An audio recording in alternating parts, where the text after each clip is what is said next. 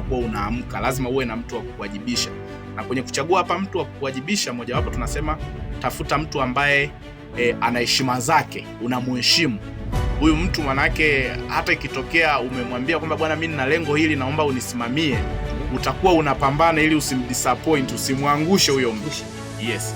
Lakini kitu cha pili, watu wa pili ni kwamba unaweza mkawa mpo kwenye kikundi na mmepanga malengo yenu. Sasa ukiona wenzako wanatimiza afu wewe bado hujatimiza, mara nyingi inakupa pressure ile kwamba nisije nikaangusha group.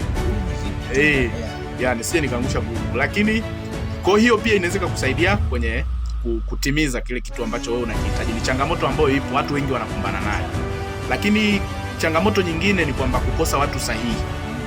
Wakati mwingine tunasema kukosa watu sahihi, unajua watu ambao sio sahihi sio watu wabaya. Yaani watu ambao sio sahihi kwako sio watu wabaya, ila ni watu ambao sio sahihi kwenye kile kitu ambacho wewe unakifanya.